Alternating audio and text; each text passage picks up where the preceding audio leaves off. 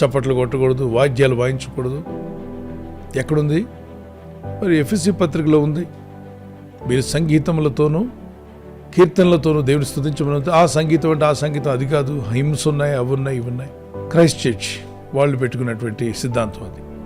వాళ్ళు ఏమంటారంటే Christ church, church of Christ. Church of Christ అని పేరుంది కాబట్టి అది బైబిల్లో ఉంది కనుక మేము మాత్రం పరలోకం వెళ్తాం.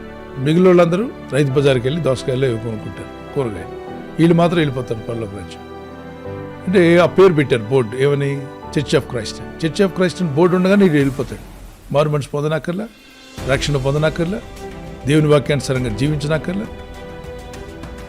నమ్మి బ్యాప్టిజం పొందాలి, యేసుక్రీస్తుని విశ్వాసం ఉంచాలి, రక్షణ పొందాలి, యేసే క్రీస్తుని, క్రీస్తే ప్రభు అని అంగీకరించాలి. అంతేకాకుండా బైబిల్లో సంఘాలు 7 సంఘాల గురించి మాట్లాడుతాడు. 7 సంఘాలు, ఎఫెసీ సంఘం గురించి, ప్రకటన గ్రంథం 2వ అధ్యాయం 3వ అధ్యాయంలో 7 సంఘాల గురించి ప్రభు మాట్లాడుతున్నాడు. సో 7 సంఘాల్లో క్రీస్తు సంఘం అనే మాట అక్కడ కనబడదు, కానీ మనం అంతా క్రీస్తు వారమే, యేసు రక్తంలో కడగబడిన వారు.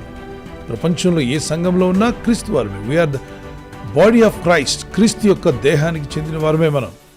కొందరు జీవం గల దేవుని సంఘం అని పేరు పెట్టినా, మరికొంతమంది మరొక పేరు పెట్టుకున్నా, పేరు జస్ట్ ఫర్ అడ్రస్ లేదంటే ఈ లెటర్ కరస్పాండెన్స్ కోసం చేసినటువంటి పేరు.